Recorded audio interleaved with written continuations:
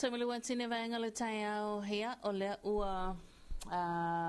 ta awhatonu le itu la e ono ia i le tautuma ulanga le si ufongo Samoa le tu e pi ia i le nei fo i tai au fau ma le nei a so fau wa tātou lia i le lofa ma le anga le lei ia o lo tātou atua. Ia le o tātou se mai lungu tātou poklame tā lofa lava Samoa i le nei tai au fau ia tai au le nei a le aso fa reile aso ono ia o le masina o yuni ia i le tātou savalinga foi i le nei to sanga lua felua se fulama lima ia o le o tātou se mai lunga le tātou poklame tā lofa lava Samoa ia i le nei tai au e toi whatalofa atuai ma o whalofa atuai ia i le mamalu malpa ia le au whaafonga i la tau le ua maua ia a tātou whaasalonga nei tai au ia o lea ua tatalo le tātou leina telefoni ia ua vao nga talo tātou o tunuu ia tulanga pe ona ile tātou polkalami tā lofa lava Samoa ile nei tai au a talo vatu pe a whai o na ua amatalia ngā luenga matiu te wha malo le usu kiki a vasalal wala au lea ia tā lofa so i fua manguia malani mama lawa fionga le fonga mo korngi aso mangi kai au lor so i fua mo malo ia ia reali kai le wa kako mo wangi kai au fo se aso fo we fa singo lo ko so fu mo so ma ko vai vai o fa kalo fa ma sangi lava au ngale ku pa pe nga ngo fu kalo ya wa se mangi o sio kako wa ku ma inga ta ka foi leo ka ma ku ma ki nga ma ku o alo mo fa nga makanga lu nga umalava sio kako malo ya we fo yo lo fa pe nga fa mai ak fa i po ya ile ma lo si le a wa fa ka un wingo kofi makiuke pa so se pa anga la fa fonga mai lo ka ko wala leo ya fa ka lo fa mo malo ni ka ya so fa malo yesu keriso ya wa si la fia umala le au fa fonga ko suap ya ko fa ka lo fa nga ni ka ya fa ka lo fa ko fo ngai fa nga ko ya so fo ngai ngai ga ya ya wa fo ya o ma le poco salalau ya la fo se kai mi la fa pe nga ku va ku ya suyo si o ka ko ofisa ma ya mo lo ko fingalo mo so ko manga ya wa le so ai ngol pule me lo kukupu ma me nga kukupu ma me nga kukupu ma me bo fori mai lo kukupu ya le file mu le ri ya por fa ka lo pale va kuringe ka yao ile aba mal palo alo wangela mo piongo pongo moka ya malo lava le wa eta imual tanto por clame talo falava Samoa nei tai halo fa sunga mo malo fa tai tele mo famliang alo fa tu fa ta fa good morning atu imoa na wa na vala au mai good morning ya foi le ka ki fa ka lu fa la fa mai taki fa mai fa good morning api ka fe esa wai pe kelo yang mo taki ole kailo je si mo pa pasala la wa mo le pasala la wa aua anga o mo mulingu elea o iskala ngwase ola manual taya nei taya mo malo ki ma sangia wa yo le lau ki le pa su wai pi a faina lo walo le susu ele we ma sang ya la aingu mala de susu la voye e fia mo wo se susu e fai ki ka ma fanga i si ko kanga ya ole la wa o fa ku ya awangi ko tiri wa mai ngi susu a be susu nga fa susu ki nga i si kanga ka nga i fia mo miele e suasu ya wa yo ke ko manga awai o pasi foi nga me mangi wala ki esa o tala tu spa ia lau sa no nga mo malo ya tamaiti ya susu ya o tangata batua ya le wa ai me ano ya ka ko pe ango pe susu pe le ango pe le susu al me ka wala ba oleola ya wa lo ke kilo nge hoi ola ko so mai malu lu ka ilo vo ya se fa o me le e fa lo mo me la wa ringa to ke mo ko se fa kuma ni ola manga ku fa ki o fona so ya al me manga ye e fai ki ala ka ki ko O lunga la mo suanga. Ile la fongo fia mala la makaka. O mo ko ka ava ka ko pe o pu fia pa mapanga o la fongo fia mal makaka.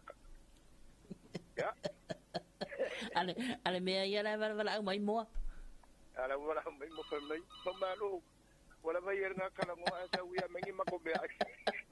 O mai leo vini mai. Oh, tiba vai foi lang ano kilo ko lunga mal mori sam. O ngai ola bluetooth. O mai el mori sam o mori lang mori. Ai mori mu lo. O ngongu lang mori mu. Ya, malo fa after tele la vai la sunga mo malo mo lo sao le dei tai ya malo foi la los anga le foi le tu te ma favor la sunga man ai ngal ne yas ia fa penga foi la wo pionga fa tai tele lava ya so ko ma ku ka pe so foi ya so foi lua ta si fa lua o ma lua ta si fa lua ya ta to le na telefone mtalatu ele nei vai ngal le tai ya ta lo fa to lunga leina. Yeah, good morning. Say for Maria Talofa Mai. Yeah, my Lord Lavale. Yeah, the Lavale and the lady Nikao. Kakufia lo Kakumo, the man of all, or the man of Simayati. I think what it is before Nikao. Long of Yokaku. Maria Lula, a Nikao. Esa o kala ka bakito yel baka ikusi. Oi nga fo lunga me nga Ya wo ye le ka te makamaka ya along por kala. Ya. Ya. Ya le Oro malo. Ai ko mo lo fia. Oro wa de di. Ya, akala fa wo Tunga ya mo malo, yang ngai lau ki de fasua. Ai te fasua wal pepe. Oi o fai se pepe mo malo. Ai, ka ma ki wa fai pepe. Oh. Yang ngai se fesus. Ya wa ko mo ki. Yang ngai ko pusieri. Ora ngai susu dual pepe. Ngora. Claro. Yo vou o pau de você disse nem vai jogar. O que ele como? Eu matua. Ya. Ora nei mas e bisa mo malo ali ilang fai de eso. Na família mais respeito ya não. Eu faço caia de não foi estamos malo. Ai mo malo. Ngala wo mala vakalo ele pode ir mas o vai makamaka ler telefone de vassalo ya vakalo fa kungi kaya panga umala va ya lo fa como ko kama kina ma ko uso mo fa se kamo i voringo ngaleo lei ko ka foi tapuala kamo ka puala ale ngalo ya o ka puala lo va ka puala ya on ya se mo alwen ya ko mo va foro mo mo ka ko fi ya lo fa ku nga ka ko wa inga kan fa nga usa mo lo ngo pia ya wa mo ya fa mo ya ko ka ko valvan ya lo foi krenga ya maui onga malanga mau ya o malanga maui sa ngi vola mango chocolate mai sukala ya e mo foi ai e tuain ma va ai mo me venga o pinga ki e piko mai dum o ya de uma yo chocolate mai ni e le bolinga pinga e na ngora o scama faso ya scama faso o fa mai electric e longa kingoi electronic e kingo faso o me nga pinga ki i kau fa le feva i koi au le inka le si e koi ya alo fa ku ya fa so tui e va pe koi e pionga ya va ya alo fa fo e fe skin yo uri ka skin yo ya o rosi la wa enjoy ya lo matua o rosi nga fa ya mamalanga rosi digo que ko fa ro malo rosi ya ala la fa fonga bai ma futa mai rosi msala to ainga ya lo fa ku ya tu ka yusuni o tinga voi paanga o le voi singa tinga vasala ko ala reu ia lo fa tu kai ia wa le ngo yo ne voi sa pe se a sion kama yo kala ngo maski e se voi ari ngo ka ia lo fa como se o kinga mku o e masani lo tal no masuni yo oh whatever Aka sami maskenge maka ngok si fo no swafa ka umena no swa. Neta si awesion kama e. Ngumena kuaya. Ia ngumena le fitili mali. Ya.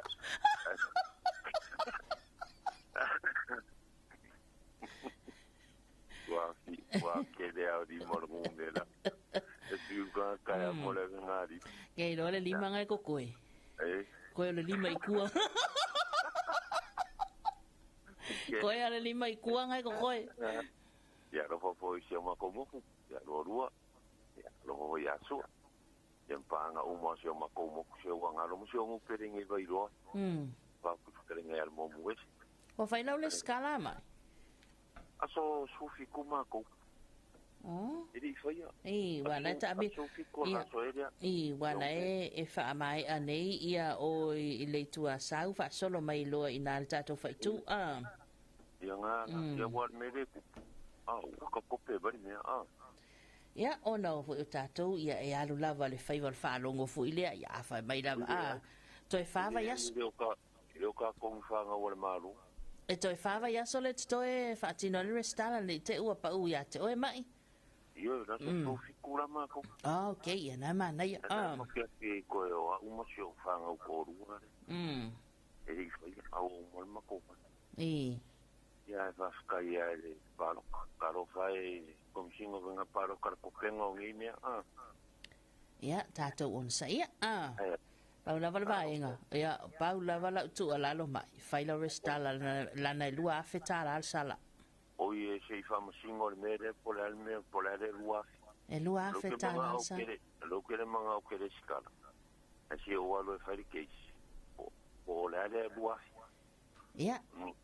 Ole tu la fono lava. Ole tu la fono le wa alwai na ole nganga ina ia fa malu sia le restala ia mai. E ta ua lo leo, ta ua lo sa o tato palota. Wa tu sa petele tamo el tofi. Ia wau kere lo pola me ko fa u ye ku lo sua fa le ngo fa lo ngo wa kapenga. Ia langa po le wo sa una ma ko su ye e kasi ia fa de o ko sa lo fa de o. Ia. Awang ke su. Ngo punga po le I va. Mana ia. Lo que manga ia ko fu va de mala ku. Ele ko fe wa ka ho mu ira lo le.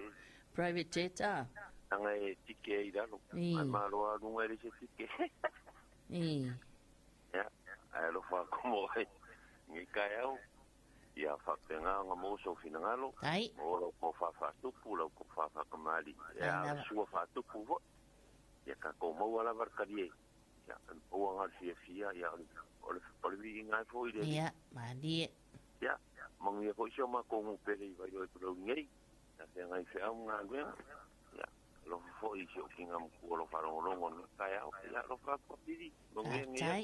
tai tele lau tau whamai, ia, molo sao, tai foi le sua, ia, manuia tele foi tiu te mawhai wanu nei tai au. Ia, lo whaku mo oi. Ia, lo whatu foi whai a soifua, soifua. Oh, ia, ta lo watu tau lunga leina. Soifua manuia I lau sunga nonu. Ia, lo fumalanga le kabuka pa langi ni kai au. Kuala pan mai pangu ngale wa kai poile u por ang pangu lo ngi kaya mai le pen kaya la ka ku so ku amo ka ku wona ya o ngai lo fanga ba ku ya ka ku mai ko inga ngao mai ko mai mo malo ya isko ngo su'a ya mai nga masanya ka ku ko kalam ya misel ko isamat ai ya o oila wasisio ka ko panga fa no ngo mai kaya anga le ya ku ya ile ku ngai pa yonga mo le marosi so ku la le wan ya ngai mo ku ke mo ngal ngal ni ya pa kalo ko foi no foi whawhenga inga si o mako ngi whaia. Sunga ia toni ai mai singa ai kua e popo ia fo mai. Ia au ngā mang malo nea ia o mo pailangi le fo lau mo poi kamala ai le sosoangi aski ia anga li kia iai ia ngo le mafuka nge i o kai poi pala el whenga inga mele kale sia. Ia anga li lei mama kua o whangau ia anga li kere kua ila kua wane ka penga ku ia wa onga.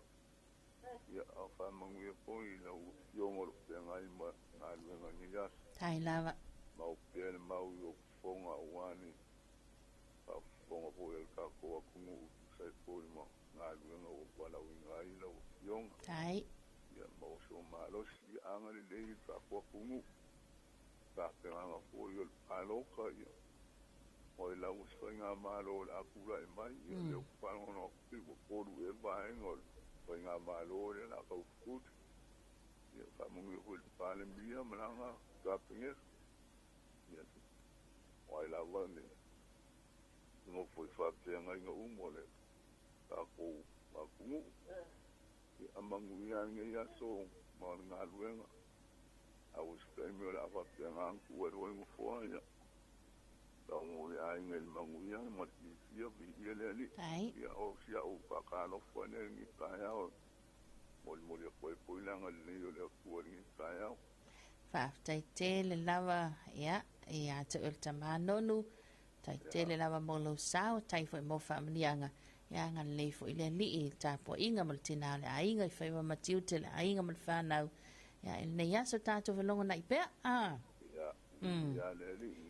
ia le li fa te tele nonu alo fatu ia fa ia soifua na ia tato paanga ia tamaya nonu mai se foi ia o le tofaya mai longa ia o le tamaya maumalo ia le ua tamua fo le tato porklame nei tai au atala vantu le sunga tau fi kolise ma lor soifua manuia ia fatalo fatu fo le sunga tapuala fo alima tau tofi ia le lo mafuta mai tai au ia fatalo fatu ma lor soifua manuia mo le lo faanga i paanga uma lava le tato tunu manuia tiu te faaftai le sunga tapuala ia o le sunga ia SKT skit ta se ma lor soifua manuia tele nei tai au faaftai tele le sunga ta se manuia fo tiu te mawhaiva o le sunga ia faina talofa vatalofatu manuia polkalame nei tahe au faaftai tele faina manuia fo ia whaiva matiu te nei aso ia vatalofatu le sunga ia luisio tae au manuia ma lo ngā lue faaftai mo lo faanga mawhamanianga mata mawhalonglongo atu i New Zealand ia lea fo ila amata ngā luenga nei aso fau mai la li manuia le aso faaftai tele lo sunga lui ia manuia tele whaiva matiu te nei tae au vatalofatu fo ile sunga ia bida mataia ia fia lava whaalongolongo atu polkalame tau te tasi ma lol tautua te tele la fionga manuia fo i whaiva matiu te ni aso ia le sunga ia Liu Livingstone tai au manuia ia ma na ia tele le polkalame matua vevela mātou nei se lauma le lima lea ua summertime ia lea ua sefulu fasfulu ia i le tai au lofa tele atu ia mo le tātou polkalame te tele lava lau sunga liu manuia tele fo i whaiva matiu tele nei aso ia manuia leanga i atu mo le lunch wa le latalata sultasi o tau ia le sunga ia Philip Awa ma lor so i fo manuia good morning ia ma lo lava le ala usu fo i tiu te mawhaiva ia e pe ona iaile nei vaenga le tai au ele manatu tatu se mai statu fa vivianga statu musika ia mo le nei vaenga le tai au tatu wo mai lo lea ia ile report lata mai le tala tau mo Samoa matoke lau le over best le awa good morning morning star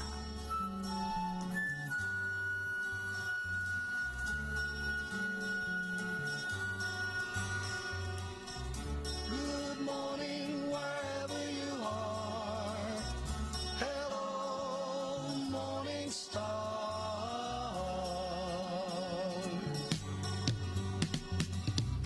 The nights have been long without you and love is everywhere. When you came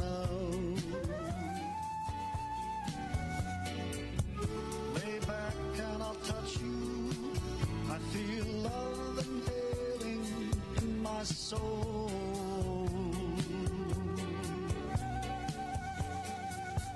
Just a moment,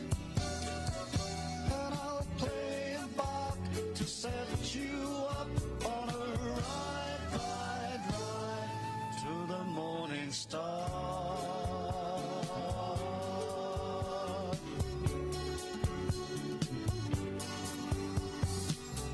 Morning star in your dark eyes, every time you look at me, they shine. Just smile, don't be afraid. If you open the window up there in the darkness, morning star shines the beauty of your love. Let's ride to the morning star.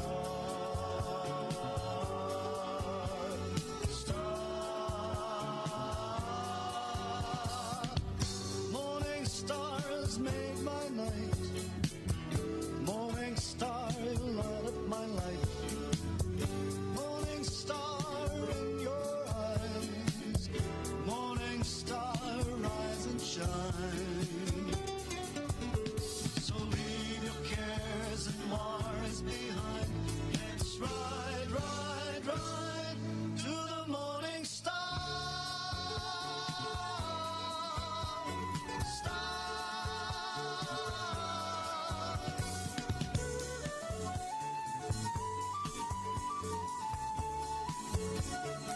Viviana musika so fifilo yene vaenga le taiao mai le obese le ava good morning ya male morning stars ina wase maltatu taimi le wato se fulu minuta le tontalia ya ole tula efitu ile nei taiao vasai foyo tanto por kalame Talofa Samoa ya tanto se mai tanto reporting le tala tau ya molo tanto tudu ba se tokela nei taiao ya va vantu le sunga ia faatilinga faatilinga si ule alo manuia telenea so ifaiwa matiute lo fianga yai ya mata tu nele star kiss i Samoa i tutuila fa talafatu la sunga faatilinga mai se foi na yalo tanto tunu ya le alo ngana lue usu foi ya mafuta malato inale company le star kiss ya manuia tele o to faiwa matiute ile nei taiao o la sotofi ya i naya te utoi America Samoa. Ai tato se mai le report nei tala taiao o tato tunu pe ona whamawina le official va ai tau ben sulamulu nei ya ile tale lima ile vabeao o le so. Pamatalanga mulumuli nei winga lolo wale tau mo onga Sami Samoa fautuanga mo onga Sami saute ua faale au ngaina nei. O pea mamafale e alo ta oto mamao i mātui sae o New Zealand, o lo au mai a pea savile fia lolo le malolo sila mata polu savile mai sae i lunga o Samoa. O le atulanga lo anga i malia i sae maafuai le fai titi al maua lunga o ngalu mauma i lalo i fo le lua ma le awha mitai pei o na wha mawina. O ngalu mauma i wha moe o le a wha a wau pea o na fai titi i lalo i fo o le lua mita anga i atu le fai unga le vaiaso ma wala ngā te tawa ina whalea ngā ina whautuanga mo o ngā Sami i saute o Samoa. Here's our final marine civil weather information for our Samoa issued by the Samoa Met Division at 5 o'clock on this Friday early morning. Marine advisory for the south marine waters of Samoa is now cancelled. A high pressure system centered further northeast of New Zealand continues to direct moderate easterly winds flow across Samoa, and the system is gradually moving eastward, resulting in kneeling waves and swells height where observations signify the fluctuations below the advisory threshold of 2.5 or 2.5 meters.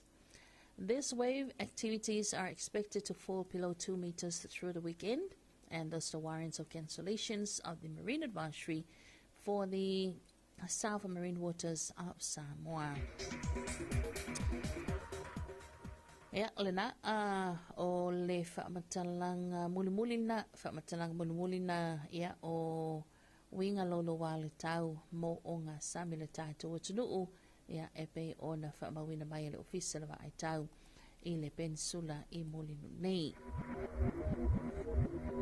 Tatu se mai le talane o le tau, ia mo vaenga umale atunu o lena wha mawina le afa lima le tau le so. O au savili o le mata polo le oftai Samoa ma e au mai au ma timu e afia i atunu i nisu taimi. Mo polo ma le motele se la fai mo le so ma le aso tai au e o vitia sa vaenga le langi au ma nei timu pupuu e iai inisi o vaenga.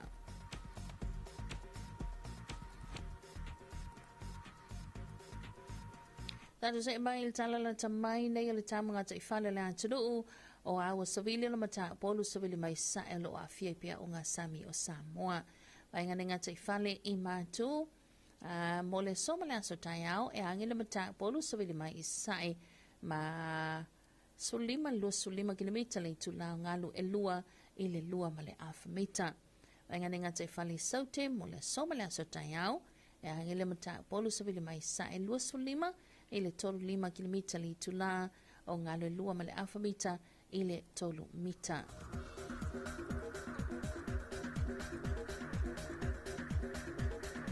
Here's our morning issue forecast for us. Samoa. This is recorded at 5:30 and there's some Friday early morning situation and easterly wind flow prevails over Samoa with associated clouds and showers affecting the crib at times for both the Bulu and Savai'i for today and tomorrow. Partly cloudy with few brief showers in some areas.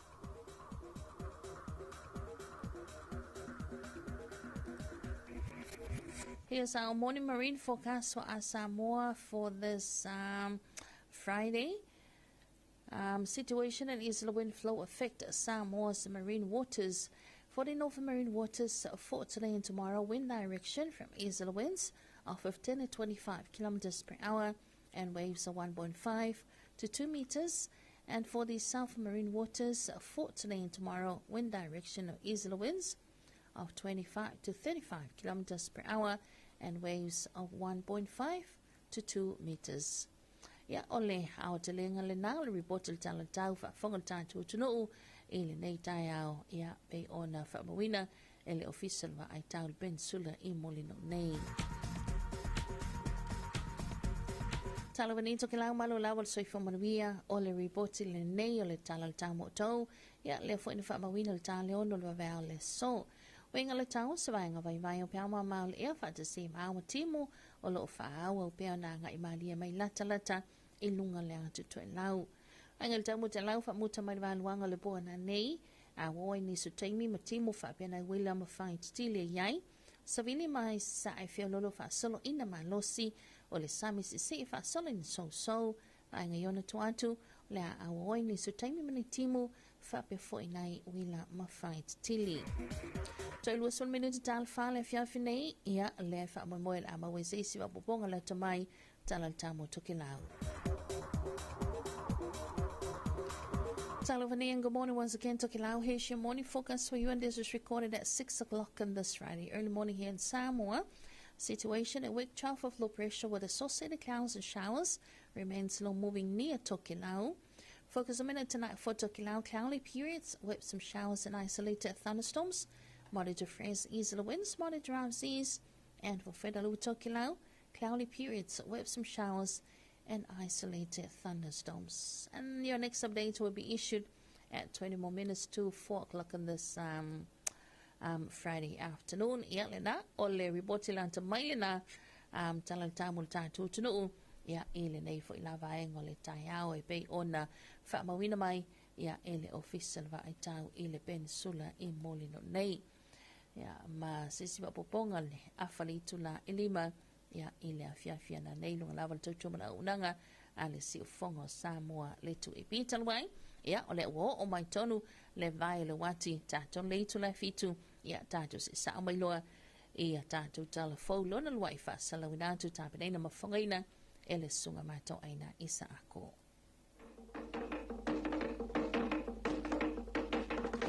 Whaafafonga i talafo wale si ufafonga Samoa le 2AP i lunga o anala leo 5 fase fulu amo wha mo tasi o fitu tesi male wha iwa tasi tesi male tasi male wha mo iwa lua tesi male tasi ma lunga o le sino app mai moa iai i lunga o le 2AP Facebook page Ale ala ate ale malo le TV iwa. Le si ufafonga o Samoa le 2AP. Talofa lapa le whaafonga le tātou atunu u ai alo mai o se whaapoponga o talofa u mai vai whanua. Ua toi whiriwhilia le awhionga ia fui mau tu paisi manu. E tau aweto whinga o ia o le ofisa sili o le matanga ruenga o ngā ruenga whelawa inga mātina e SS le malo mo le isi tolu tu sanga. O fui o le o ia umia le whailonga le master i le itu tau inisinia, mai le Universite tau teknolosi i Sydney, Australia. O se tangata whainga ruenga le malo o silia nei ma le tolu se furu tu sanga o tau tua i le atunuu. Na amata mai o se whaia o ngā sinia i le o ngā sa iai i le Universite awa o Samoa i le papa i ngala le Samoa Polytechnic, ma whaasolo mai ai i le whaala puta-putonga o marisi anga tau ele tise, le na avea ai ma le whaururunga, o le vaenga o inisinia, mo le se furu tu sanga, o le tau tua wha maoni i tiu te ese peo na saunoa le awhionga i a fui, i le pepa o whaamtalanga, o le itu leo lo muna o mia e le atunu ulau tele, a wā e whaia ngā ruenga uma, ma le manatu i le manuia o le atunu u a toa. Ua au sia sa mua le isi la sanga mawurunga o na fuafuanga le mamau mo le lumana i manuia o na tangata nuu, ma lo tātou sia umanga, e tau la atu ngā ruenga le mtanga ruenga o puna o a whaale na trema le sia umanga, o le ua whaalawi loa le iai o le whenga ngai pui ai whaale tūla whano, le toro se furu pasane, ma fuafua tau ai whaale tūla whano le se lau pasane, o le tātou o ngā sami. E tu sai o se pepa o whaamtalanga mai le matanga ruenga, ua tā uai le whaalawi loa le kāpeneta, o le whenga inga ma whainga whaawai nei na whanau mai, i le tūla whono mō whanua ma le sia umanga a whaiva se lau walu se furu ma le iwa. Ua saunua fo ile minista tausi o le mtanga ruenga le awhionga ia tōr surusulu Cedric Pose sa le sa sister, o sa mō le tasi lea wala oa, e whaalangolango tele ia ile soifuanga ia suta itasi, o le tātou ngā taifale, o le ua whaaleanga ina o no swing o le tau, a toa ai ma whaatino ngā whaasoli tūla whono e peo le so ona whangutaina, ma le whaonga ina i o metutia tau whangutanga le talawhia ngai, e peo Avenue Kini, ma waila au ona. O le taiala fo ile neu fausia, o lo ta otoi fo ile tō whama le sila fia whaaleanga nuu, e whaatonu fola wai le puipuinga o lo tātou o ngā sami. Ua tala whiunga le whaama i tele nei ma le lomai o le whanutanga mō mata uputau le ngā taifale, leo le a whai ai wharani i le maasina le nei o yuni. O le ngaruenga le nei o le ata i mua i pia le matanga ruenga o puna o whaale nā tura masi isi umanga, a toa ai ma le whasosoania nisi o matanga ruenga i le whaatinoina. O le vaia so nei na whaatinoina i le matanga ruenga o whaatoanga ma whainga whaiva i le wharetani malo le tau mea sina, nisi o o ngā whaapitoa, na awa iai le au whainga ruenga ma na paanga a siri ayo i la tau e whaatinoina, le ati na e tau whaatoanga, o la fumanu, ma le tele o oloanga o si, e maua mai i le si o manga. O le awala nei polo kalame, ina ia wha mautua i nisu ta iala ma la fua e meso whainga whaavai, e muri ta ia le au whai whaatoanga, e mesa lava ia i la tau e fua e au ina atua la tu oloa, e atunu i whafofa pia ai ma maketi whaavau ma lo. I le tau noanga le fionga le ofisa siri o le amatanga ruenga, ia seu Dr. Joseph Tawati, o le papolinga o la namatanga ruenga, ina le avea whaatawa inga nei, ma ala e whaasoli tula whanua i le au ina atu o nisi o loa, e le whaatula whanuina, whaapena fo i le au ina mai o ni o loa e le whaatula whanuina na au mai le atinu o, mai maketi whafo, o le awa onga leo whaatinoina na saunoa seu, e tāua tele mo le mata i tuwina o tātou tua o i whaavau ma lo, ina ia tāsu sia pea le soifua ma loloina o tau mawha, e au ina mai whaapea ai mo tau mawha e au ina atu i atinu o mamau, mai sa mo nei. O le isi vaenga tāua o le ana ave iai le whaamawha o le awa onga le nei, ina ia aloa ia le leo le tūlanga, e si itia ai le ngao singa o loa i sa mo nei, le fuafua e au ina atu i whafo, ina ia awa na i tauleanga ina ai le atinu u, e mesa na matanga ruenga, le lava e taula mua ile nei wha moe. E si lia ma le toono sa lau whaia unga i le atinu o panua tū lea ua solo te tee, le whainga mālolo i ei nei talu o ni fuafuanga, le ua whaalia le wha masinonga, le wha mālolo le tū mawaile o nisio whaia unga, ona o ni tua inga le moni, na whaia sitasio whanawa unga, a toa ai malona a inga, o le ali i talavou na ia whaao o manua i sitasio whaia unga, i sitasio a unga i Vanuatu, Ai pe taina li putiane le ainga I leo o le tau mawhainga o le ali I e pui ya te ia mai le 5 sawa o le whaia onga. Pe taia le Italia ina le tote le whaia onga le mau ona le whamatalanga nisi o whanawa onga mamatua I le onga leo lo a onga I le ali Talapou. E le tau pule tele a mi o ngā le nei ali I e o lava I nisi o matua a to ai mawhanawa onga e iai taimi e whaau o manua ai. O le fia fia o le tote le o whaia onga o na e fōninga mai o lea kua talia le whaamasinonga. Se maue le moni ai sa te tau o na whaia se fuafuanga whaawhaingaruenga ina bea le whaia onga ai whaasolo suenga ale matangaruenga o leo I le mta upu. Na saunua nisi o whaia onga I lunga o le ala leo a le ofisa ni. Na saunua nisi o whaia onga I Vanuatu lunga o le ofisa whaasaralawa New Zealand. O le matata whaawhaia onga e le whaingofie ai meselava I awa onga I le Pasifika a wai o le awa oina o le Porto Saralau ai o le whaasasa oina fo I o ami o ngā whanau. O le alawa talasanga I le whaamasinonga se ia toi liuliu le tofa I le whaai unga wa whaia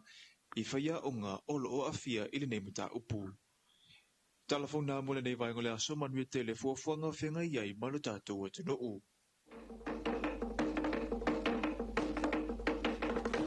Whaafafonga I Talofa le siufafonga Samoa le 2AP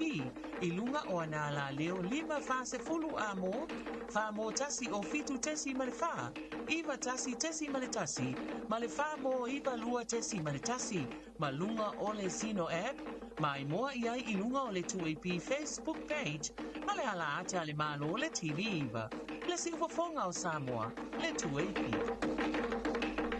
Ia, o le nā ua whaafonga le tātou tunu ui leo lua I whaasalawina antu le nā o tātou Talofa le nei tai au e bei ona tāpereina. Ia, ma whangaina le sunga matau aina I sa ako. Ia, mai le tātou Talofa team. Le vaenga muli le sa tā uai. Ia, tulanga tawa o onga. I le vau whanawa onga, ma whaia onga. Ia, a mai se foi ole le langua matua. Ia, I tulanga pe ona iai. Stasi nau whanawalawe pe ona tula I mai Vanuatu. Ai, se emaltandu taimi le ua 4 minuta tene le tula fitu le nei tai au. Le whaatalawhatu le sunga ia Mandela matawai. Ia, tai au manuia mahutatu New Zealand. Ta pena le wha umaina ia o le vaiaso ngangana Samoa. Ia, e le vatu ia maungaloa. E sao, stasi leo vaenga ta ua le ana o tanutanoa toi fwoi la matanga le vaiaso. Ia o le tulanga lea I le amana ia ina. Ia ele malo New Zealand o ngangana le Pasifika ato motu umalava o le Pasifika. Ia o le ngangana Samoa. Ia e tate mimita foi. Pe a tilo atu. Ia I le sangi fia o na yalo ma whanau le tatu o tunu. Mai se lava I tutonu a onga. Ia le alo ma whaia no wha amana tuinai. Ma wha atawa inai. Ia le tāua tele o le ngangana Samoa. Ia e whailoa lei le lato wa ngangana. Ia o le tau mawhaile tau tala I le tātou ngangana. Le tātou talanoa ai. Ia o le tulanga I lato la e. Ia o le tulanga I lato wa anganuu. O le tātou anganuu. O le la fo I tau mawhai whaatino I o. Ia I tutonu o le malo New Zealand. Ia mai se lava nei whanau wa onga. Ia wai pe e wha Samoa lava tātou I la umatutua. Ia a o nai alo ma whanau I e whiola ne lava rātou I New Zealand. Ia o matua I te le lava I le mela e misi. E si whanau o wha sae matua nto e tau tala le ngana Britania pe a o tono lato ainga. Tau mawhai lava lea practice ia ma ia I loa le whanau. O na tau tala ma wha ngāle tātou ngana. Ia a maisel tu ainga vaenga fo I leo le. O le tau mafa mua matua, tau sami mua matua, ia ai whaife au le whanau, o le sau whai atu I tua, ia ma le apa whano, ma le solo whano, ia o le tele lawa le vaenga pe o na ele tu ia ma le anga whapalangi, ia pe ia mua ai tamaiti, ia o le si vaenga, ia e seki lawa lunga lau ai, ia o na nga I uma mea le ai whaatasi, ai pe o le si vaenga le no tilo atu le manai al whaatino nganai nisio o ainga Samoa. Ia ele ngata no whaamanatu I tutonu o whale a onga, tutonu fo I o whale whai ngā luenga, e I fo ina inisi ta mali il tātou o tunuu. ia leana whaamanatuina lava le la e ino le lātou a loa ia ti ngā lava le malulu o New Zealand il taimile nei ia a tūlanga nā lea ua iai ia ona lea lātou te opongi whaatasi le neiva iaso ia e le whaamanatuina le ngana Samoa male tāua ia e tutonu New Zealand whaamaroa tuaina tātou pāngau malawa New Zealand ia e lātou le tau whaitongi maa umal tātou a vaiaso ngana ia malo moloto sau Talofa atu le sunga Tamara Mikaele. Ya talofa good morning. Ele nei tai ma tango fia le lofa malanga leo le li. Le fo eva tul tatu por klabe. Ya so taitasi maria tiu te mga luenga fianga yai. Ele nei tai God bless. Fa taitele le sunga Tamara. Ya maria tel fo ifai tiu tel nei tai au. Le sunga ya po longo morning maria tiu tel nei ya so fa tai. Apena fo ila ufionga. Ya maria tel fai tiu te e pe ona ia le nei a so fo ia tato se ma tato fa vivianga le nei tai au ia ona tato a toi fa wa welia ia ia le tato pe singa musika ma toi tala tato le na telefoni ia mo tato por clave Talofa Samoa va Talofa tu sunga ia Roses Towers good morning ia le lo mafuta mai au kilani e New Zealand ia morning ma lo lava so fo maria e le nei tai au ia ole fia lava o le manu lautina, o le tātou porklame, o le whaamanatu, o le tātou porklame, ai po wainu au whala au, matali lau malu o le tai au, siaki le lau ta vale po o kei vaenga uma e le tu ua lo maota mlo laua, te le ianga mai nunga lal tele, o le whanau nau ta inga awana ia whaina lo sa, a whaina ai lau loto ma lau fina ngalo, o le tāpena mai, whanau foi a mataina le soa la tu suenga, mai sol tāpena atu nawa ya so fo good morning, whanau, manuia tele a onga o le nei tai ao.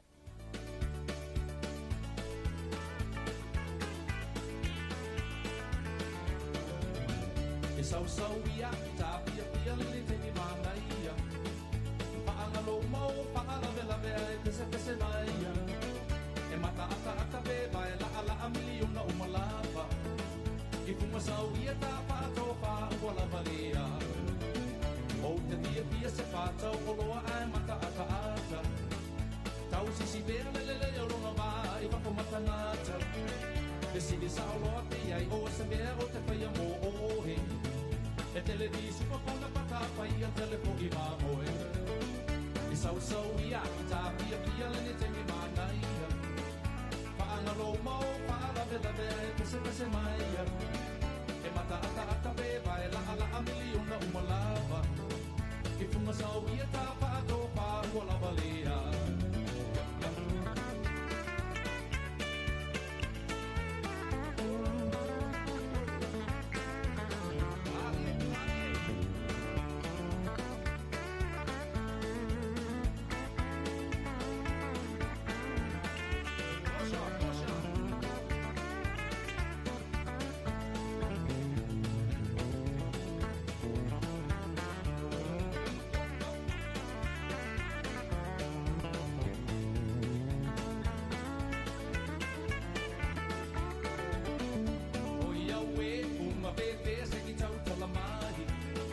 Le pona le ngao le mutu o so ua e tangi ai Pa a me oe o lo au le lei o te pepe i ai Ai ui i le sau ia ta o ua e vai E sau ia i ta pia le ne te ni mana ia Pa anga lo mau pa la vela vea e pese mai E mata be vai la miliona umalava E fuma sau ia ta pa to pa ua lava lea O te pia se whātau o loa ai mata ata E tau se si pēr le i longa wā i whako matanata E siri sa o loa pia i o se mea o te whaia mō ohe E tele ni sua kona pata a whaia tele poki mā moe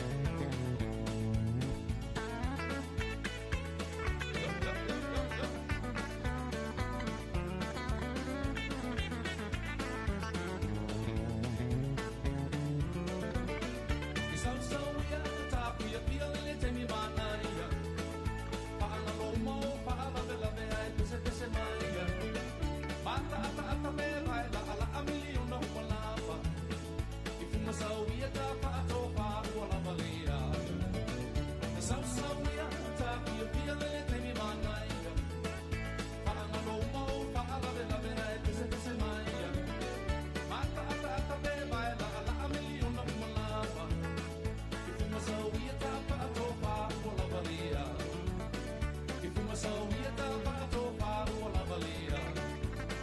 I fuma sauia ta pato paru o lavalia.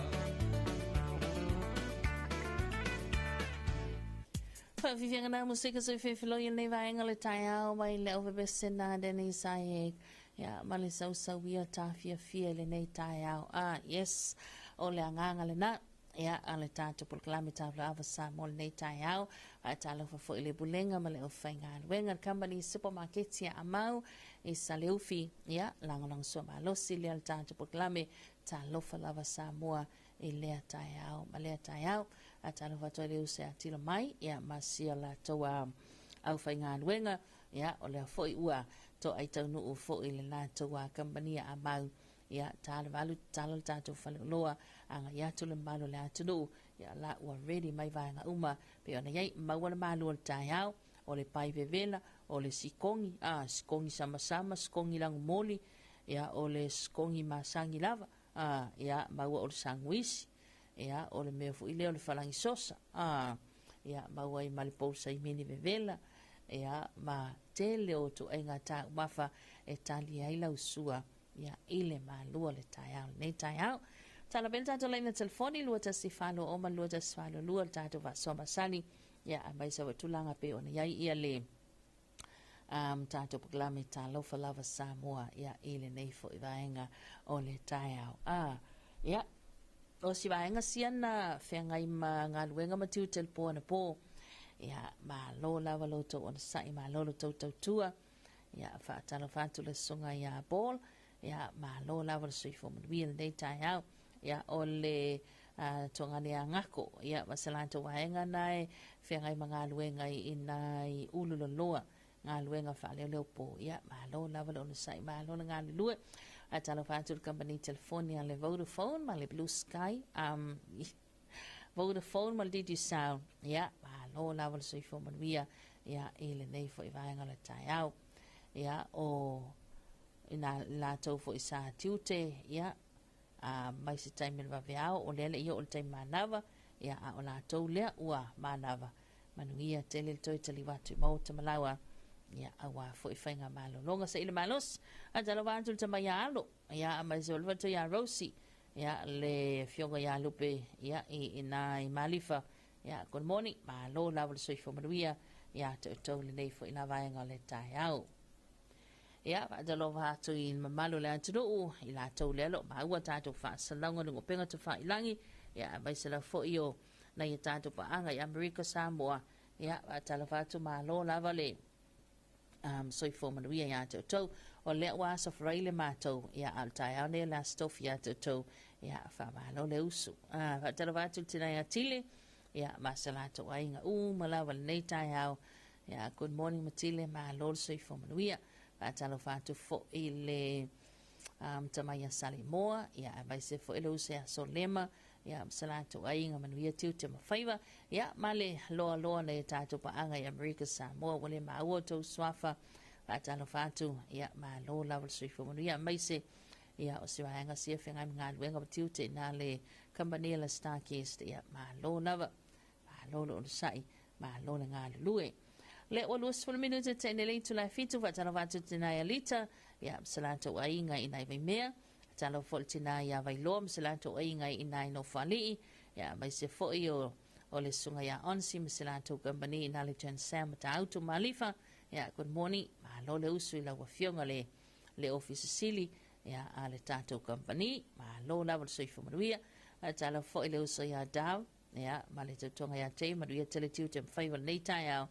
Talofa le fionga ya malom selatu au whainga luenga ina le LTA ya wa lau sufo i tāpenanga masani ngā luenga matiu nei tai au ya malo level suifo manuia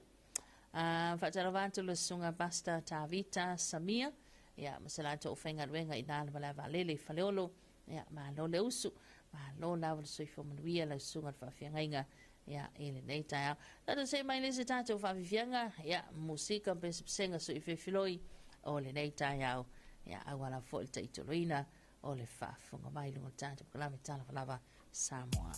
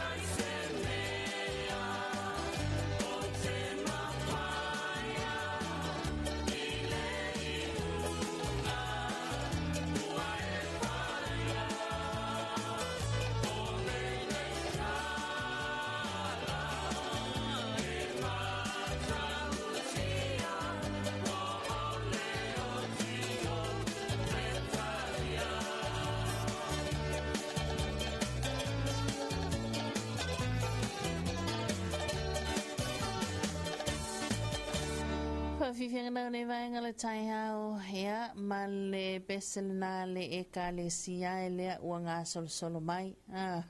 Hea, wa pena umalawa le ngā solo mai e le malu le antino i ngā ruenga matiu te tau amata. Mai se la tau e amata le tāle walu. Hea, to telefo i lea ua anga mai mafuta mai lunga le al tele le nei tai hao. Hea, malo le usu. Au tuana po wa inu au whala au. Hea, matali lau maalua le tai hao. Ya tuna uma peona yai fo inisio la tau o le aso le nei ya e whapitoa lava mō la tau ya halo o le sai malo fo le sa ili tūlanga pe o le yai tiu te mawhaiva ya o tātou lava le nā e tau te le whanongolango e wai le iso tātou malosi ya e leifo iso tātou poto ya wanga nā lea ngango le li so swani me uma Antano vantu i le whaletua i le sunga ia Yeti ma le whaletua ia upu ia le ala o mafuta ma le nei tai au ma le tamaita ia tasi manui a tele tiu te mawhaiwai pe ona iai ia le nei asa ia tau ma le woli whelo whaanga nei paanga umalawa ia i nai toke lau a tafu whakaofu minugunonu ia good morning Talofa ni ma lo lava le soifo manui anga lele li ia i o tau whaiwa lo filima e pe ona iai le nei asa fau Atala watu nei whanau a onga, ia, tape nei na fo i amatanga o suenga o le media exam, ia, po suenga o tau sanga le kuata lua le nei, ta ua tele le suenga nei, ia, awa suenga nei a le media, ia, whaupopo ma le suenga le final, ia, ona mawai leo le tau whainga, ia, o tongi matulanga e pēna whatulangai, ia, a mai sila fo i tau sanga whai, tau sanga sfulua, ia, le ina tau suenga tele, tau sanga sfulu foi, ia o le tausanga valu ia 8 ia 4 ia 6 ia le yesu enga fo ia le malo ia le su ai ia ai pe o le su enga fai una vai ia le tausanga sfulu malua ia o ina le e su ai nei fana wa onga ma wai lava noa e sa fanga tuai ma a ofia tuai pe a hawa la to maka ia ilunga le universite a wa o tatu tunu fa ma no to fo pito la awa na ia li imtamenta i fai a onga songa i pule a onga, sia a onga, ia so se lau mua, a onga le malo, a onga le ka le sia, a onga tū maoti, ia wha malo lo tau tautuaina, ia o lea o tauina fo i ona ialo ma whanau, a lo tātou e tunu, ia a lo lawa le sui fo manuia, mai se nei whanau pito la au whi nei mātua, ia e le whaingofie, ia ta pena o le o lava onga le vaia so atoa, o le tupe ai, o le momoli o le toi piki ma lolo tau titi whaitama ia mai se wale tapo ia o suenga nei whanau e pe ona iai ia le nei vaenga o le tai au Atala watu le sunga Luteru sui fomanuia le lo bafuta mai Wellington in New Zealand ia ma lo lava le sui fomanuia le sunga a Luteru le tai au manuia tele tiu te mwhaiva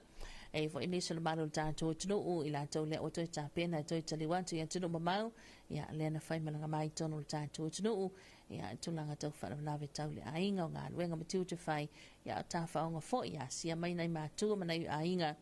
ia anga leila li ilo tau toi tali wantu ia ina tunu o lo o tau au mawai ia alo whatele atu le tātou porklami mo o tau ia ai o le ua awha tonu fo i malei tu lai fitu ia ele nei vaenga o le tai au tali atu ai le to ai tonu umai atu pai ia ina mafa soa le nei tai au ia tātou proklami e Terina Stop 10 lea o le atu mua atu le whaafifianga mai le au bese le ala i tanga mua soa Felice Mikaele just for the good times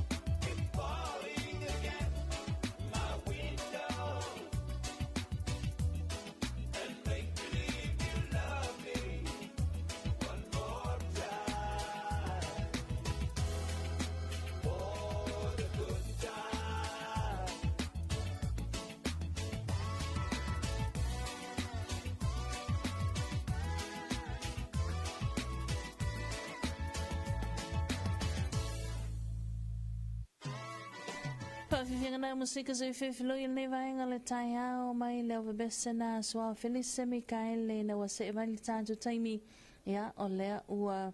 toi luasfuru ma le 5 minuta le ton talea ia o le tula e valu tātou e pelunga tātou polklame e Tarina Stoptain i le nei vaenga le tai au le whaatalo whātul ma lo le usu ma lo le sui whamaruia tātou se mai le si tātou whaawiwhianga le nei ia o le tātou e Tarina Stoptain mai le aua bese le tusi Taliban ia le tai au matani u whianga i maleata.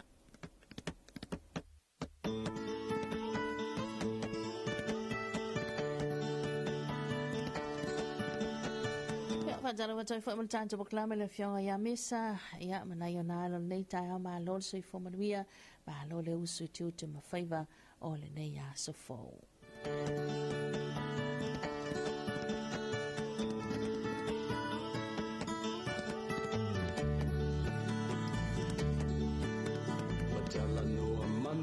Ngai o le tae au Abe o le la hua puti a po'i kuau E sau malu e wha susu I lau la au Sa sala le punga la au matala uau E tio a fo'i Samoa whai o na tae au Le amatanga o le aso whao popo o le o langa Le tae au nai matani u whenga i ma le ata Le tala le lei ua so ai nei Samoana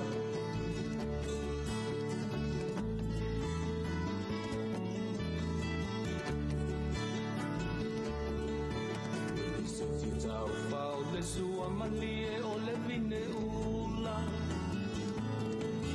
Mapau whaunga o le lupe lunga o le moso o i pua Le langa ali ua pua ina mai lo na manongi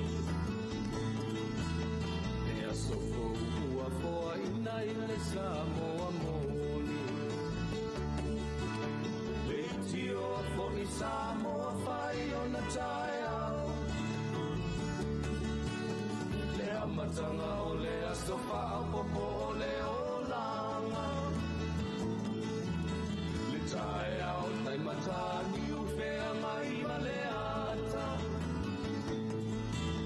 Le tala le lei ua soho ai te Samoana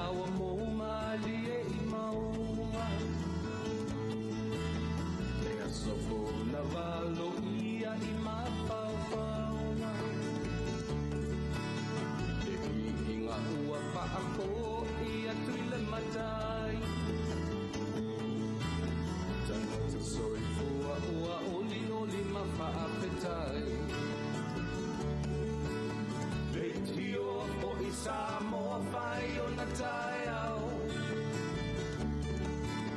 Le amatanga o le aso whao popo o le o langa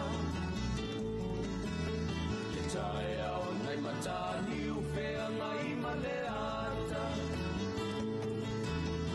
Tala le lei o aso o ai nei Samoana Le tio po i Samoa whai o na tae au Le amatanga o le aso whao popo o le o langa Le tae au nei matani u whenga i ma le ata Le tala le lei ua so ai nei Samoana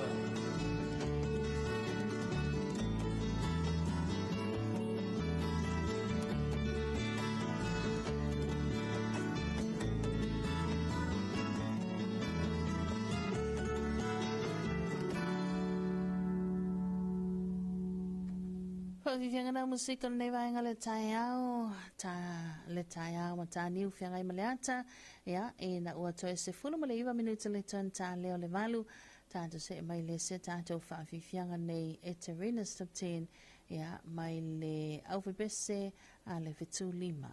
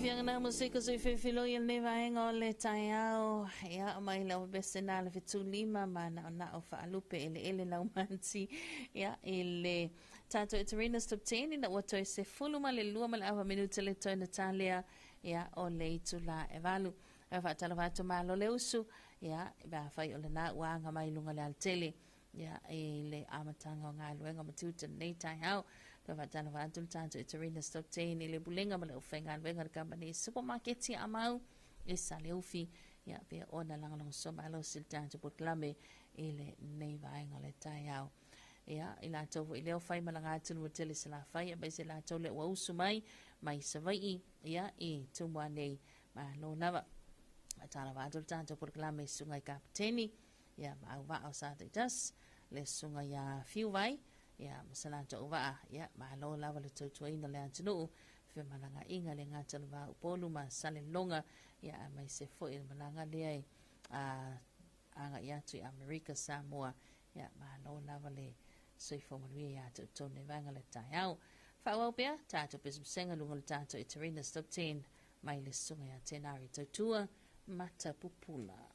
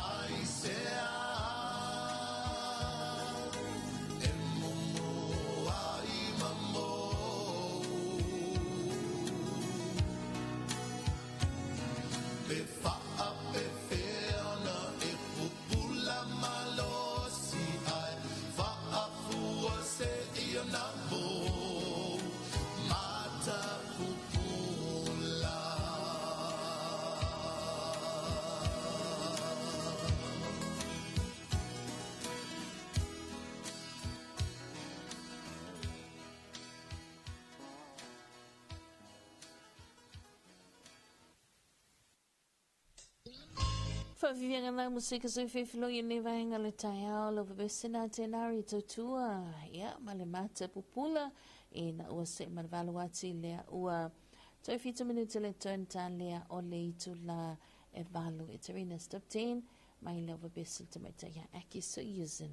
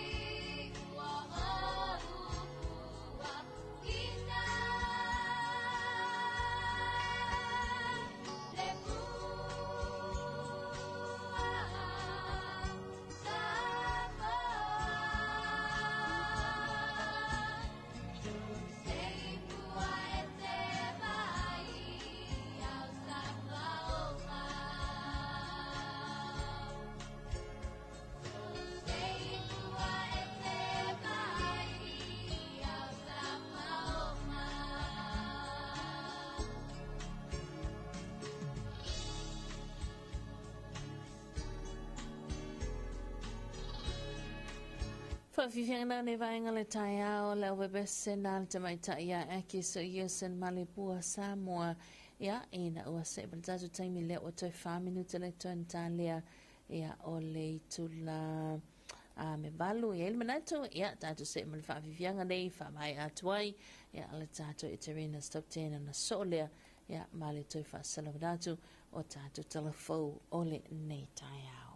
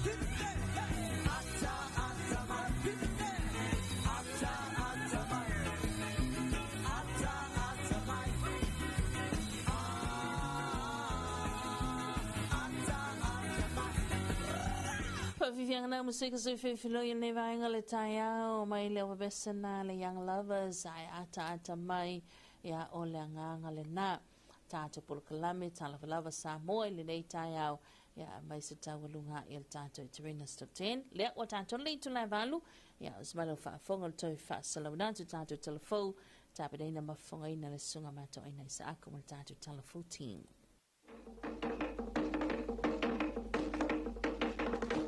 Whaafafonga I Talofa le si ufafonga Samoa le 2AP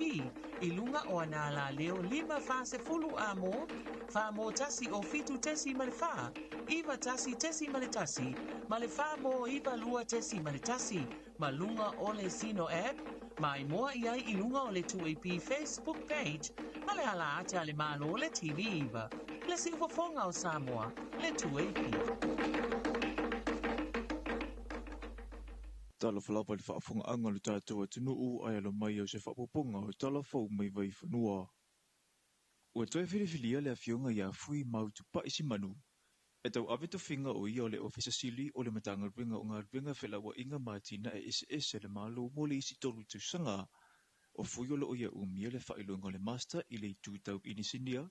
mai le Universite tau teknolosi I Sydney Australia. O se tangata whainga ruenga le malo o silia nei ma le tolu se furu tausanga o tau tua I le atunuu. Na amata mai o se whaia onga sinia I le a onga sa iai I le Universite awa o Samoa I le papa I ngala le Samoa Polytechnic ma whaasolo mai iai I le whaala puta-putonga o marisi anga tau ele tise le na avea ai ma le whaururunga o le vaenga inisinia mo le se furu tausanga o le tau tua wha maoni I tiu te ese peo na saunua le awhionga I a fui I le pepa o whaamtalanga o le itu leo lo muna o mia ele atunu ulau tele a wā e whaia ngā ruenga uma ma le manatu I le manuia o le atunu u a toa. Ua au sia Samoa le isi la asanga mawurunga o na fuafuanga lo mamao mo le lumana I manuia o na tangata anu ma lo tātou sia si umanga e tau la atu ngā ruenga le mtanga ruenga o puna o a whaale nā trema le si umanga o le wa whaala wiloa le iai o le whenga ngai pui ai whaale tūla whano le toro se furu pasane ma fuafua tau ai whaale tūla whano le se lau pasane o le tātou o ngā sami. E tu saio se pepo o whaamtalanga mai le matanga ruenga ua tā uai le whaala wiloa le kāpeneta o le whenga inga mawhainga whaavai nei na whanau mai I le tūla whono mō whanua ma le si umanga a whaiva se lau walu se furu ma le iwa. Ua saunua fo I le minista tausi o le matanga ruenga le awhionga I a tōr surusulu Cedric Pose sa le sa sister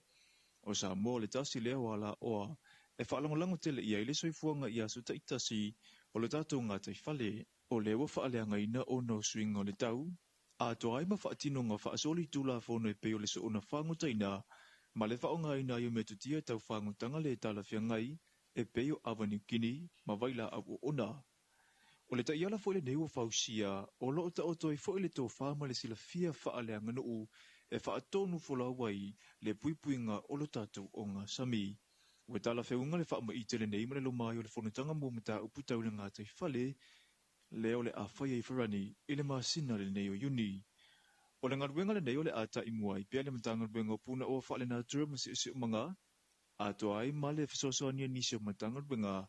I le whaatinoina.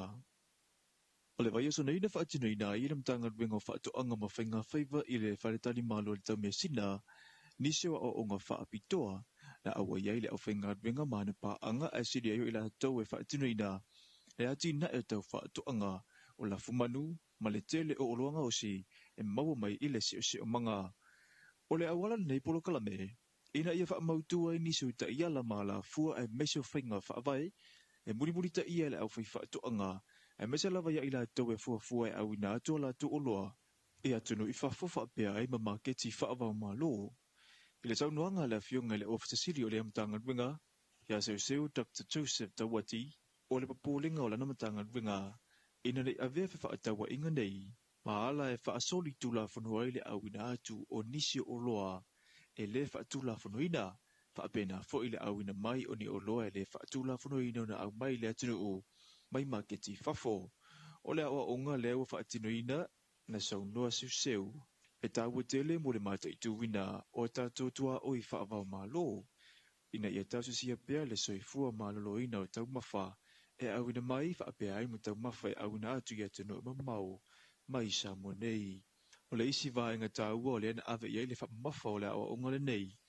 Ina ia aloa ia le leo le tūlanga, e si itia ai le ngao singa o loa I Samoa nei, le fuafua e au natu I fafo. Ina ia awa na I tau le angai na ai le atunuu, e meisa le matanga luenga, le lava e taula mua I le nei wha amue moe. E si lia male to ono se lau wha ia unga I le atunuu o panua tū lea ua solo te tee, le whainga mālolo I ei nei, talu o ni fuafuanga, le ua wha alia le wha amasinonga, le wha mālolo le tū mawaile o ni seo wha ia unga, ona o ni tua inga le moni, na whaia se ta seo whanawa unga, a toa ai malona a inga, o le ali I tala vauna ia wha o manua I se ta seo wha ia unga, I se ta seo a unga I manuatu, ai pei taina li putiane le a inga I leo leo, o le tau mawhainga o le ali I, e pui pui a te ia, mai le 5 sawa o le wha ia unga, pei taia le italia ina le to te le wha ia unga le mau, ona le whamatalanga ni seo whanawa unga mamatua, I le aonga leo lo a onga I le ali talapou, e le tau pule tele a mi o ngā le nei ali I, e o lava I nisi o mātua, a toa ai mawhanawa onga, e iei taimi e whaau o manua ai. O le fia fia o le toa tele o whaia onga, o na e fōlinga mai o lea kua talia le whaamasinonga. Se maue le moni, ai sa te tau o na whaia se fuafuanga, whaafengaruenga I na bea le whaia onga, ai whaasolo suenga ale matangaruenga o leo le mta upu. Na saunua ni se whaia onga I lunga o le ala leo a le ofisa ni. Na saunua ni se whaia onga I manuatu lunga o le ofisa whaasaralawa New Zealand, o le matata whaia onga, e le whaingo fie ai misalava I awa onga le Pasifika, a wifi o le awa oina le Porto Saralau,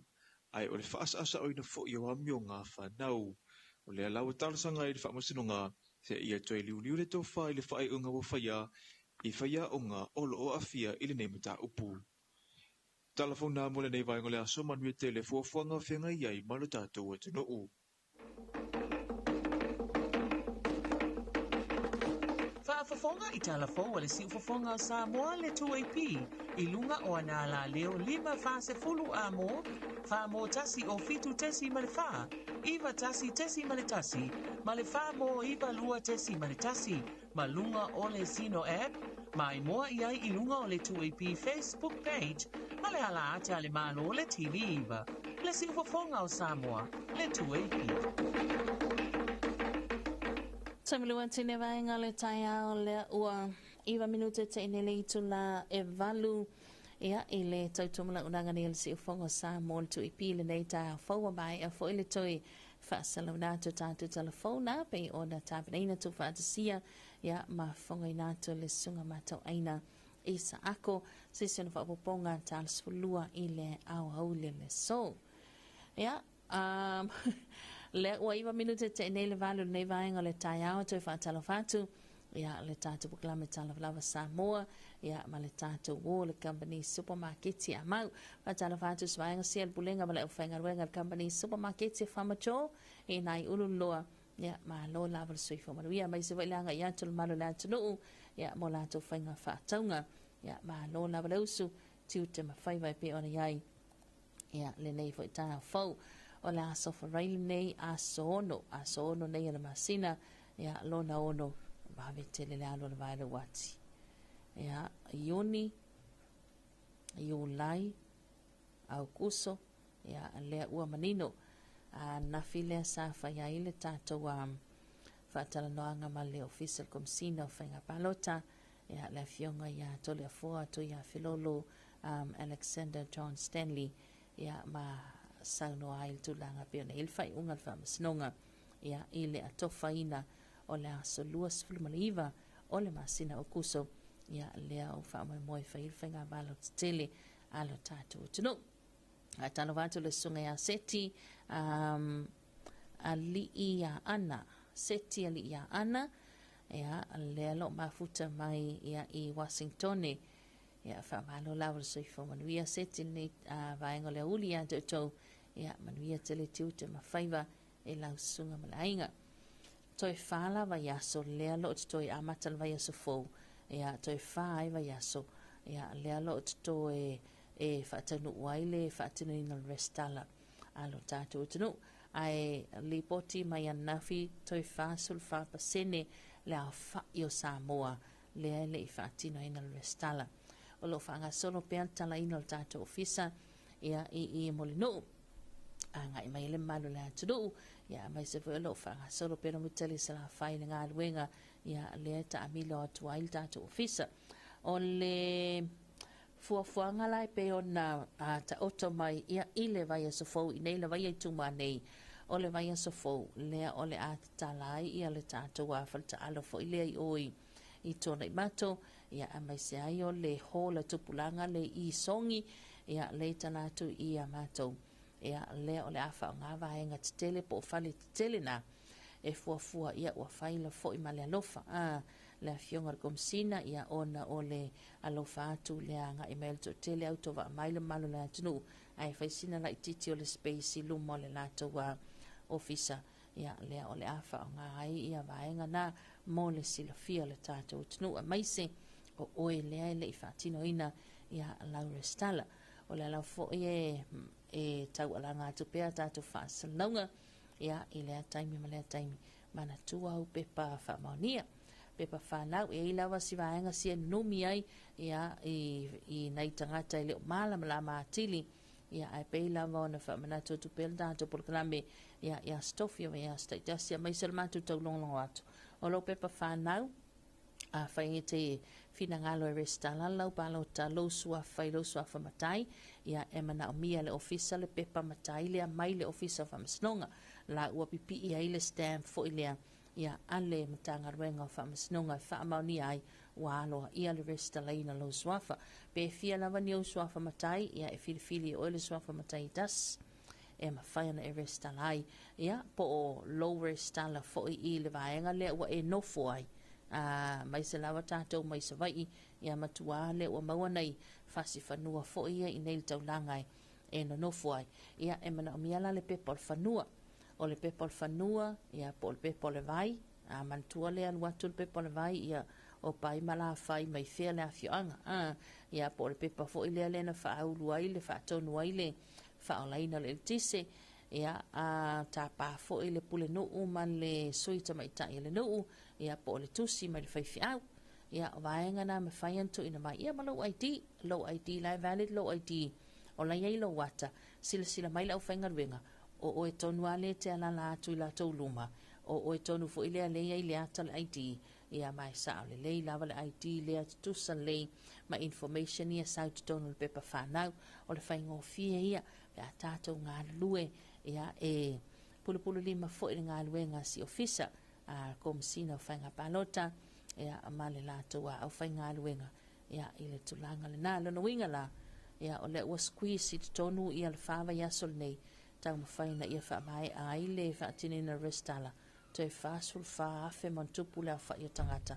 lea le restala ina ia tulanga na e pe ona il tātou polkalame nei tai au ia tātou se mai vai fo tātou musika ia tātou to e wha awawai ia i tātou polkalame ma le tātou wha soa masani o le tai au.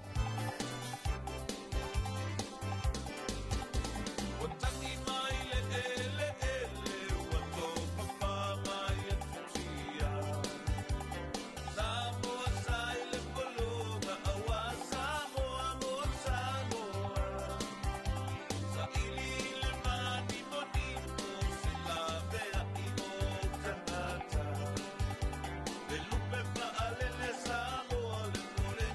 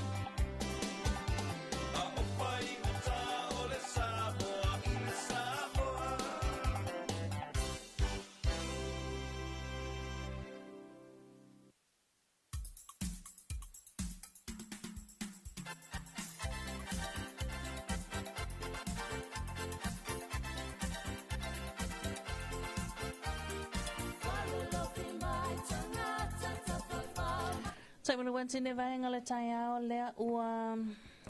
se furu ma le 5 minuta leo te inei ia le itula e valu nei tai ao ia ai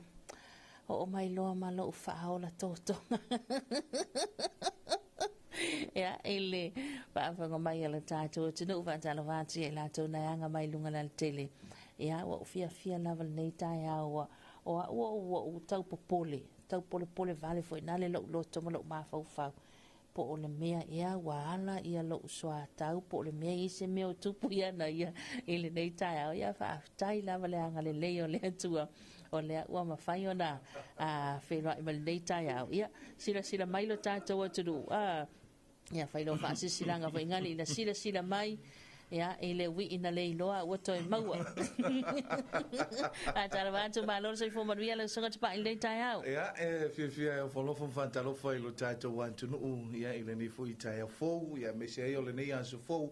i le lofa maleanga le lei o le tua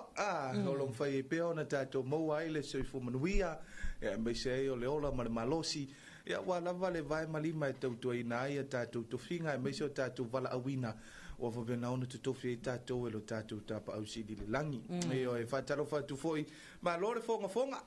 ma lo foi, e ale longo pui ali i peo lo tātou watu nua me se foi le usu mai le nei tai au. Ia o mwhai ei, o na manuia, o le mea moni a ia o wainga usu mai lunga rea wala, o poloka, so le, ia sa ora ka vea ngale ia akua ia le usu ia e mo e kimunga io ia e fa malo atu le tatu atunu me si ia ngai ke no e sa o pe kero e se wakahofo ia to pa ile il tatu la lunga leina Talofa le tatu valau Talofa tai au manuia Talofa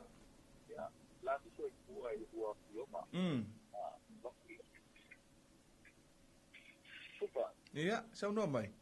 Ia. Pakalo ka kwa pai o le fa. Ka me fai mai le se aga ngasi na o so bungo. Ka pideri nga ai. Oi, ai o ka sau ai lunga ka vale mo ka fa longo mai ai. Na. O duo boi ngata. Pai me o la tinga nga kengo ka pidi o nga uo. O duo ma va ai o ma kwai de nga jo. Le ai o e ka kere fese kala, va mori. E sa o ai de pese fala kai. E de o lo nguku ale nga fai le kala. Le ya, esa le ya. E ma fai se ser kala. O yo la wori yo de el kaubeanga ye de fa. Alo va dai. Ye. De amo ka kwa. Yo ma fa lo longo aba. Na para u. Pues va agua cuando al paro lo coger que no fue baile de carta que lo papi se o inga mal fala ni venga aire allá de no papi o inga no para la vaca y está lo fima ya o a pensar usted le toca día de ya agua o que cual puede villa para no ya para no por de país va acá cual que lo ngai fai to alo fafu ya kasi ila ya faftai so alo fa foi la ukala ya tai so tu mo mo ba ai ya o sale aula ya mai digo ko ya ba digo ko ya pege ya que o ja le sa ngol me le teine o mau te le sta mai tai o le teine oh ya le vale un poco la cala ya so yo no mai kai na o kapini ma no ti ya era foi ngao ya no para como ko uma ta ko wala leo maka ko panga uma ba lo foi a gare lai e ko ko wa ku no lo ma yo lo ma oi i aka de ma lo yo tu amalo ala okay o kwamo para ngolongo ya mare pelo que nga ka pelo ya saya ya lo sa mo ka ko ma malava ya vaftai e ko kele ya ko la wa ku ya e ya ya na lo ko po mi sa ya ma su sa na ye ya ma ku mai la ku mo ro ka na ru na to ngai no mo kai ro ma ko ya anga le ya su ya pa wa pero la ko te ku mo ya ma ro ki ma a ko até foi observando que estava no mango e eu tinha uma olhar com o pai calçou e eu mais a com o mal a o ia a foi faz com a mare mas para um longo foi mare do ia o gasta e não está na é calmo e que foi que ya fa inga su ai ya que o como no fai walo se forma kai sa o le o ma me o tai lava malo si ma le au bang o lo fai ya pa te na o ka fu no me ki se ta to lo ngaro mo lo ngaro e puva ma ya ma ya no lo ka fu ha tai nga su ha tai bala au mai ya man we foi fe au mangar ngol nia so ya ha right ya so fo ya Io nisi nau tātou paanga ia me se foi o le tātou tō na mai sa tupaitea ia le tamafu ia ngasu ia o long whai na mafu mai whātalo whātu tai manuia ia i le tātou ainga i na sa tupaitea o lena tā o le tātou tō o lena wala au mai mai mamalo ia i le mapu kalamea nafi le wala au mai tonu ai na ngase pe na ye voini awa ka ilo ye pe sa o kalenga ka whalongo ai le wali ia pa mai o le si le mai ki nga inga ya o lisi ya wole mfengsa vali ko sala o lesi wheelchair o lesi koko lesi le koko ke vai a kula malo losi an nel jaya oi malo lo longo vinga la faftai o na mo wole malos wa me mo ya fi wa fatali na fia ya wa mantua pe o masania ya ma pa angale ya va ai ka mai e tutusa o mala tu tano mai o malo ma vai e ka foi kusa o mala ku pepero ai ke lola lo que lo ma ke ya ku puara walinga e ala nga mo muse ko karango vakas ai ma we le siles ai pela le fia karango ma ya e wa lo ke ma wanga o ma fo ya la vili mai ma malo taya so le karango ma le mo o sorry la good morning mai asko e ma malo ka fa nga ku ko mai taka ya ese la le si vala una vala mer na fi o ya le fale asi ofisili ya ife wa me se ko ingo mo malo bo ngalo na ya kai kare ngole si koko ngang vala mer na fi ave me o yo sko inga ngale mo wolem fing sa vali fa me wo malo si ya le afa ingo nga au ai ele men ko puya ko ngafi lenga o fa la ngolongo mai ya ko fa ya ko me wo ngungu le ai la le ali la le Mr Future fa ya kalanga le ali le Mr Future wa fa mai o le ku i moli o ke le lola po fe moli ka maka ide ni ngolu mangai e a fatalo fatu foi ya il se ta se uso le uso ya lumana e mafutu mai ni ta yao ya malo le uso ya ke lo o fiu over malua sul ka sanga o ka kalo ile ali fa malo lo popula lumanga ya awalang kuainga populan le mamel pelo o le pelo lo vinga mafia le pelo ma ko mafia okay o fa pe fer mafia le pelo le ma ko i over mafia le pelo lo ma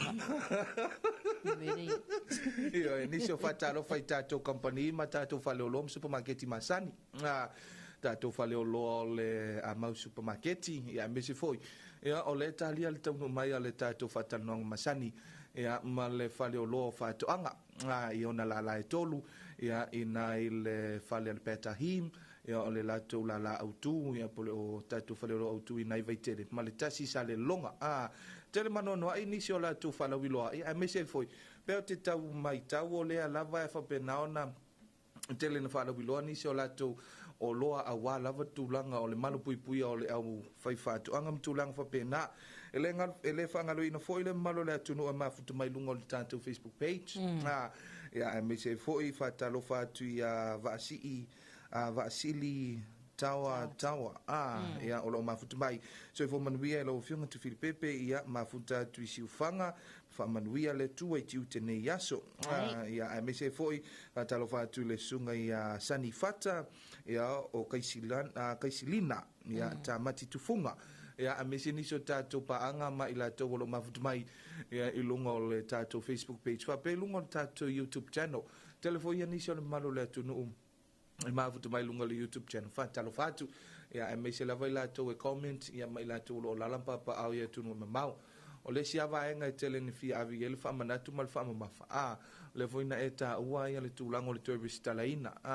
fa Talofa toi fo i le fionga i le komisina ia to ia filolo ia to le foa Alexander John Stanley ia male la to pulenga male au fainga luenga ia male tulanga nga luenga fi ta wa fa penaona la to fianga i fo i mai la to wa o le wa mautino mai o le so luas fun male vol masina au kuso le a o le a fo fu fa ia le fainga filfilinga ta to wa tunu ia o te usu mai fa ni ta o na tu lu male official o le komisi komisi fainga balota ia fa malo atuai ia ele i faingo fie ia le tulanga pe o na iai ia le tatou tourist talaina o le tatou atunu au taltonta filipepe e sina faafiafiaga e pe aloa taunu mai sui o le agriculture store malo faafetaisa noa lausuga tupaʻi talofa foʻi le faletoi alosa mai fea le alo mafuta ma misa latou aiga i America Samoa ia mai se foʻi o le suga ia mulipola seu ia le alo eva mai le tatou pokalame nei vaega le taeao mai alo le tatou musika nei ia mai le aufebesa suliveta kurene ia tatou se mai lo lea faatalanoaga ia ma le faleoloa faatoʻaga ia i lenei taeao faafifia atu suliveta kurene faapili le gamu ia ae folopaka kor kamela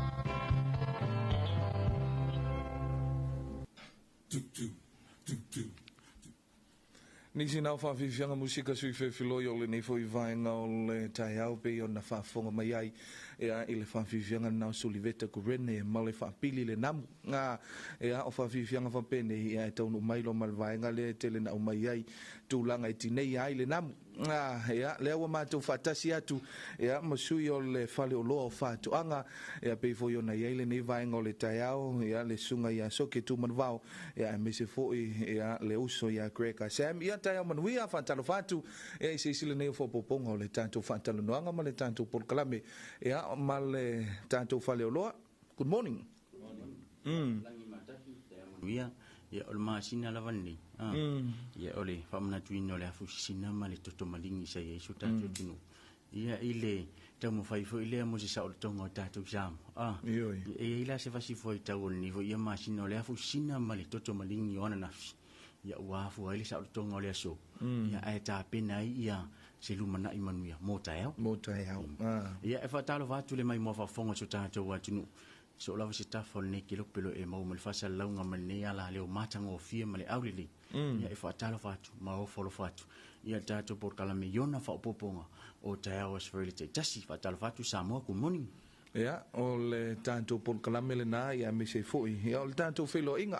ia ua fia foi le tātou atunu o mo le se tātou whelo inga I le nei vaenga o le tai au ia me se foi se I lua tala no pe se fesili ia me se foi ni se tātou whala wiloa ia ma au mai ia se tūlanga lewa ia le pofelo wo ia le tātou independent special ia po afia foi le whangatai ia wao leo te tau mātau atu lunga le tau Facebook page ia tele mala no I tūlanga wo pa uai ia whala wiloa ia pe ona ia le tātou independent special fa mo soke sa o le sa no ia o le mo le fie maro tātou atu no ia tātou whala wiloa na sa tu ina atu mai lava la matanga sa tātou pese atu lau awa ni inisi lau o no tātou whala wiloa ia o lo fa pe on fa ngasolo nei mai tawina foi ma mai tawina ia le ofisa utu vai tele ia o ifunga lei mpa pe foi mo tele sala fa ile tele malano o le malo la tunu o lo fia tu ona tato fa lo lon awa wala to motino lava e pa wa nei o vai taimi e mau se fa ma avenga mo ila to le au fai fa anga ia mantua ia sia ni no tato penga te fai langi po le page factor tato company sa mo ki ka store anga ta fo ile il tele male no o tato fa la wilo le fa pen tu inatu ia o nisi ni o loa mo fa fonga anga tato mamalo tato watunu le fa pe ona fa fonga ma tato po kalame ile nekta o fo ine ngalo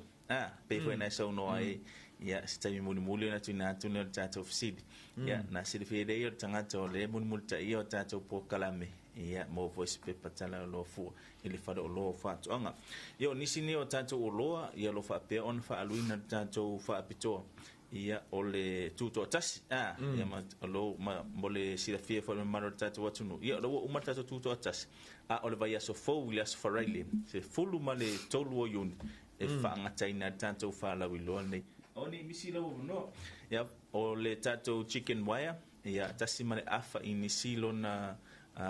ya le vaenga tato chicken wire ono futu le sa fa tawina ile lo se lau le o fa tawina tu termine se lau ono se fulu tala e ngata fo ile o tato papua po le pick fence ya limas fulumita tolu futu sa fa tawina le tolu se lau tala le o fa tawina ile lua se lau ono se fulu tala ngata fo ile tato bilisima ia sa fa tawina to ile malo tato watunu ile valuafe lea wa pa umo walalo nei ile ono se lau fa ono afe fa se lau ngata fo ile ia o le tato solo o le tato sole na alu le ma ale sa fa ulo la fa ilo atu le mal tato atunu e seleo solo alu le ma alo e taimine wa ilo le malo le atunu ule sefe o le taimi o le malo si ale ngata fo ile ia o le tesu ina o tato pat pe tu langa na fa yona o lo fe de mano tato tunu ile fa ta wino tato solo le alu le ma le sa fa ta wino le ono se lauta la le wona o le fa se lau balu se futana o le fa mana to ana le mano tato watunu ele au maua to ina tau pa ufa pene ile nei vai tai au le fa ngata le sfalai le verse 4 ia mo foi le sfalai to fo I foi ala ia le tau masan ben fa tau ina au ni misi ala ngata foi le fa manatu foi le ia o tato uso matua fa fine o I ngaruenga fa vai tai wa ini so ila to e fai se singa fa pito o mama yo ngaruenga fa vai tai mi fe ona to wa se singa fa pito ia e mafai ona maua tatou oloa nei e fai o tatou tatou asisinga ia wai o nesi foi vaenga e matua I tāu wai totonu o tatou ainga ia pe o tūlanga na whamanatu atoi foi I le tatou uso mto whawhine o o inga luenga whawaitai e fai na fai meo tatou whaatau lungo o penga tawhailangi I so o se oloa ia olo whaatau wino tatou special I taimi nei ia malo sa noa so ke ia ile ni foi vaenga o le taiau ia me se foi o le toe tuina to le tatou independent special fena fa popo mai fa mol mole krek ile tulanga le wa le uta we e so ke le manaia ia male tulanga wa ile tatou solo le tatou lo le solo fa ona to ia nga ia tul tatou tunu e o mai vaenga ve spare parts pe fa pe fa tu wa fa le nga ina vaenga fa pe fa mol mole Marova ftai ia o nisinga o tapenanga fallo fatoanga ia o le tam vai fa ailu ka go por kalamia status o lo foi po masini o fa fa tawina fallo fatoanga e le ma fa no mato fa tawina e o no mani spare part o le winga fa mtalanga ina ni to fo ile masini o ia se fa le ton ia ai la pe o no tulanga ni e fa ilo le malo la tere so tatu tunu o lo ua lava matutoe sa palai o vaenga umani tulanga spare parts o lava se masini fa tawina fa lo mo fa toanga o lo faiona mato o mai fo ia part ia e fa leo le mo tulanga ni te we is fa le tonu machine ala o ia se vaenga Italia tuai ia le fa lo mo fa toanga ia mo le fo ia fa vitalo I la machine a le o lo lava ia solo matautia tala fa solo pito e se fo ia le alo le solo lo walu ia atato sila ni le solo la ia ia ile te fo I pa anga mali fa lo fa toanga ia ni fo ia vaenga tato supply sia ia ona onisio o tulanga lo ile ananga tao o lo tuina mai ia o lo ia ila tau fa mali lo to o ma to tele tuina tu se tau fa pu fa pe tau o fie pe tau ta o se tau e fa mali lo to e ile pu palangi le affordable prices ia nei fa si fai tau nai e mana ia ma li ve fa long ia o se va en pai ona fie fa ma lo tele su tatu tunu mole fa tau wino tatu o lo ini tau fa amali loto a se tau ala ngata mole o lo ananga ta ia malo fa ftai tal ton ia le a fail tatu fisili ia tatu tal no inicio vaenga ia o tal ton le ma tau mai mo fa fonga mai lo tanto wa tunu ia ile ni vaenga o le taio le se tatu fisili va mole ia tu ia ile sunga ia soke ia fa ftai le mole no o le tatu fisili on tatu tata no foi inicio tatu lo on no tatu program o le fisili sa mo o le ale vai la au o lo fa tawina ile pe mita e te tonu o le fa o lo fa toanga o le ale tato vai la au o lo fa tawina ile fa o lo fa toanga au at tali mai fa mon mole o le fanga pe mas ta o sa o mai lava le ngo o le vai la au o lo fa tawina ile pe mita pe o tato fisili ia o tato fisili na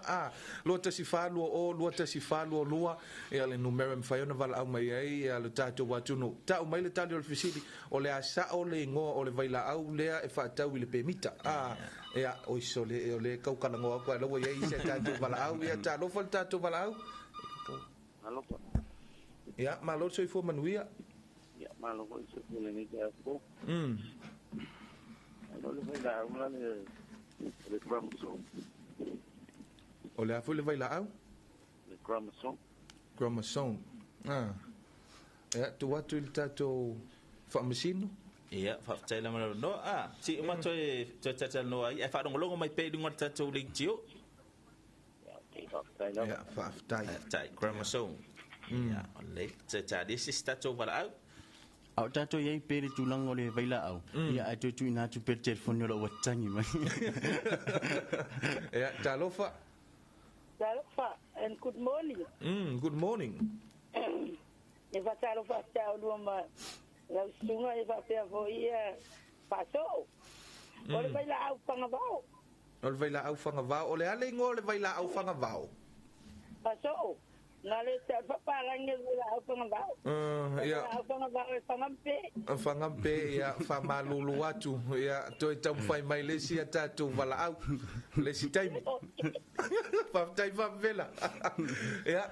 Ia tu ia kwek pulan vai ngale na fi tano ai. Ia ta tu vala au. Talofa. Alo? Ia, sa no mai. Ia ole baila au fanga. Sa no mai? Ia kan ko mama. Ole tūlanga o loo mana o mia tātou fisili ole a sa o lava le ngō le vaila au pe tau na mai le ngō le vaila au o loo ua whaatau inai. Ole tūlanga na le anga i tātou fisili tau ina mai le ngō le tātou vaila au e whaatau inai le pemita. Talofa.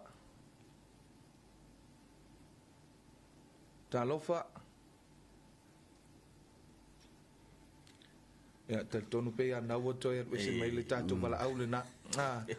Ai no po gengo solo ai le. Se va ai tu no po de gol baila. Ya on o ta ua ia tulanga lo ia tatu baila au. Ya. Tatu telefon. Talofa. Le fioma. Ya sa no mai? Ole chromosome. Ole chromosome. Oi fa le lunga telefoni. Rebecca. Oi? Rebecca, o le fa numero telefoni Rebecca. Fitu Iva. Tasi fitu fafitu ia faftai Rebecca ia falong mai pel tanto por clame. Ja, okay. Faftai. Olo tala beta to lenga. Olo tala beta to lenga mo Michel malo teres tatu tunu ofiatali a ole tulanga sa tam fai fono fa pi le tulanga le vaila au. Pena ta ora mtanga tatu por clame o tau nu mai la to o mai mal vaila au tinei ai le nam. Ya, te tang vela ta telefon. Ya, talo fa le sia tatu vala au. Mara toi fo. Ya, sa no mai? Ia le equipot. Ole a foi. Equipot. Oi vele sa no. Kiwisome. Some. La numero telefoni que usam? Fitu tolu valu iva luafa. Fitu tolu valu iva luafa. E faftai molo saul tanto proclame uma tanto toi vala watu. Okay. Faftai. Ja. Greg. La sunga de famsino proclame ni ya. Se Italia tu le vala au munibuli ale. Talofa vala au? Ja, se como uia. Ya, langi matafi. Ai le para 4 ngol baila. Para 4. Oi vele sa nova mole. Oh, tausa. Tausa. Tausa fale asi. O le fa numero telefoni. O le sike kuongo. Ikuiva do to. Fitu Iva luatolu. Faftai Manuel Neyasa. Ja, na foi. So ke ya telo ino o lobo ia le tali sao mai tali na tu ina mai le madward tato watunu ia mo fa sao ina fo tato tai o le sunga na ya Kiwisomi le usoria Kiwisomi lo tali sa o la va tato fisili awa o vaila au no lo fa tau ina tato fa lo fa to anga ia eta o le acriquat wa tele malena no inicio tato vaila fa tau ina permit ia a o tato vaila au na lo fa tau ina terminate fa lo fa to anga ia le acriquat lo fa ngai na tato permit il terminate ia fa no mai le usia Kiwisomi ia o lau sunga le o fa pe ona man malo i le pepa tala o lo fu i le fale o lo fa anga so mai vai tele monis fo io o tato tu nainga tal tono el tato vala aule na vala mai le manu malo le sunga Kiwisomi e pe ia se fai fa anga ma wa masani fo na ma wa masani fo ia wa tal tono pe ia o ia fo ia sana pe mita le em fai ai ona fa wina ia le tato vai aule ia ma fa malo el tato tu no tam fai mai ia mai la tu na vala au mai ia o vai la au fanga vau pe fanga vau so ringa fai ko au ni tali mai o fanga pe ala fe mai el tinare el fanga esa ele mana e fa kwa la try mai ia o le tato independent special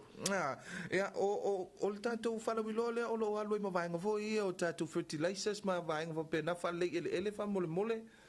soke ia wa fo o le tato fala wiloa na o lo alu tato fertilizer mai watu enga fertilizer lo fa yon fa aluina tamini tato fala wilo ia pe o le uria le sa fa tawina ile se lau di mas fultala ia o le fa aluina wana se lau tala le tato fertilizer o le super 10 ia sa fa tawina se lau tala ia le fa aluina le valus fultala ngata fo ile ia le tato tanga pala ia o le virgin herb organic sa fatawina limas futala ya le upa une ile fase futala ponisina tanto fertilizer ia mal tanto tanga pala o lo fa alwina ile tanto fa pito ia ile tuto atas ile nei vai time ia ma ole ava no net no net ia ma tele mar tanto watu no e ma sani tele fa ngai no tanto fertilizer ono tanto fertilizer le uria ia o lo o tu sia fa ilungo le ole tanga ole enrich ia po e mawalunga lavalona nitrogen ile fa ngai no le fertilizer ma sani fo le malu tanto watu no ona ole sile tu langa ile mata tu no upe mo musu fa ngai fertilizer ai mana tu lo fa ngai ile temiu e tau te fiu tau te alo mai le fa ngai no o fertilizer ma tu lang fa pe o tatu la e tau te va ai tu o lo la tu o mo watu wa ia le o lo tatu la au ma tu langa fa pena ma tu ai nga fo ia man e tau te fiu ala tau te alo mai e ia ai den fa na alo le initiative mai le ati no tatu man ia pala fo pe o se fo tu nga na le malo tatu watu nu ma lo fa tai o tatu fa le wilo nei o lo o fanga solo tatu la o mai tolu fa mole quick ia moni lama ia e peona ma dia ia ni sivo ia o faitau na masangi tatu o le mele le poru le sava o fa manuanga foi la un fa sa fu mo so tatu atunu ni po ile mo tune po ia o ma fai na la un tasia ia mana yu tatu a ingel mo teri sala fai pe o tatu fa la lo na ia si to ia fa ilo pele vai nga sa fai e fa mtetari na tu ia lo ia ilunga tatu tani ngafsi tu lango lo we ia ni so o tatu vai la o le tu lango lo we ia ile fa mai fele tanki fivo lo o tatu ia ma lo si sa o tanki fivo lo ia ia o sa ni fo ila ma o ta pena le fo ia le fa lo mo fa tonga ia italia tu ia ini fo i vaenga le winga fa mtelanga ia tulanga le pui maluina le ia ni me fenga luenga o se vaila au mo le fa amateina le o le insit ko nei manu yo lo tam fa ia fe ave ia le fa ma ia etini fo ilo la malo lo ina so tato tunu ia ni se vaenga ia o lo o mau ile fa lo mo fa anga mo le nei fo ia insit o lo weka ko mosquito trap o lo fo tato vaila au into care e faungaina mo le fainga le pe tam fai foi le e mai le ina ia le nei foi man por nei inset ia lo ia tato vai la au matato me fainga ngana ia faungaina ia mo le foi ia vaenga ia mo tato malava ia lo tu fisidi ia po lo mana mia se fa mam lama anga artilio nei foi ia olo ia suatu matala tu au ia se mato tu ina tu se fe so soninga mo le faungaina ia o le nei foi olo ia o se benefiti foi oi ile ola malo lo ina fa ngai no ni lo ya malo fa tai ya ono le tanto taimi e fa tu langa ina ya le tanto por kalame ya la foto ya pe ni si va nga ya oi on sila fia le tanto watu no ya male malu foi le au fai fa to ya male au la fumat a wal le le da tan no i va nga o le au fai fa to ya o lo fa long long mai foi le au fai la fumanu la to via fa mole o le masani so tanto watu no sai o le fa lo mo fa ia o le temini ua anga ia iluma ia sa valinga po ua la sia vo ini sio la asanga sa tam fai de company e ausia ia il tulanga lo ina ia lang tasia ia le fai fatu anga le ngato la auto o le au fai la fuman ia nga tai fu nga tai fale ia ma to le fi fangut o lo ua maua tele lava ma to tele sa palai o nei o lo ia mo oi fo ia fai atina i nei fo ia tu ainga a tina a so la sia tina e o fai on tapena ia masaungi ina ia falolo fatoanga ia vaenga uma ile ngate la tina e tau mata ia la tina e boilongo na ia a lo mana amia se me fenga lenga mo le anga i luma mal fa le ya tili a o fa manatu la vai falolo fatoanga tato a inga lo ai tau malele me atu no mau na tato a inga ia o ia i saidinga manuia o lo ia ini so tato o nanga mo fenga fatoanga mau app mai Samoa market na faila valo fatau ali ati matou lisiti tuina tula ulo ia wa wale tu tato ni tato la sa o tu sidi la fa yor fatau ia wa sa ule tu pe wo se la wa mai wo malu du me lo fatau ia onisina o nanga tato company ia fa fa ngo fie mo fenga fatau ia matato wo ia so uma maso fa so tato Facebook page Samoa Agriculture Store Company Limited ia tato wo na ia so uma o lo mau wailunga tele malen no yo tato lo a ni fa laulo e tuina tu wa o polo tu lo ina so tato tunu o se pa u a o se tau e fa mali lo ia mo so tato wa tunu ia ai mai ate nei ma so tau ia e fa ma o ma fonga le pulenga ia ma lo la fenga luenga company yo Samoa Agriculture Store yo na la la tolu lo e polu matasi sala fai e mo mole tu fa tele lenga tela o to wo atu ma se sia ia tu langa lo ia fenga fa tau fo ua fai falolo fa joanga ma o tupa anga mole tau a soswani leila watina elinga tela tina tau mata ale tina bolonga na yai o le talo le ona fai te ma langi le mautele ia ilo fonga ia wa foi te tu so tato nu ia lenga tele o le fomai ia o tato por kala men ni tau ia fo ai so fo la leile nga tele ile tino ma fo fa si la nganga ia ai manu tele la wasinga le ia so ile utamatai so fa sama ia le na wa pe ona mai mom fa fonga mai lo tato wa tuno ia ile felo inga fo ia le tato por kalame le tano fa Samoa e meso le tato wala leo le si fonga Samoa le tu ip ia fa pe ai male TV iva ia male fani o lo fa toanga ia mala tu sui nei ia pa fol ma tu Talofa manuia le tua ia mi lava singa uma foi ia matiu tole nei aso e meso le vai aso fo mo se sia tato felo inga ile aso fari le vai aso fo ia e mole timnei tato se sina fa vivianga ia te bolunga ile o le tato por kalame o le Talofa Samoa.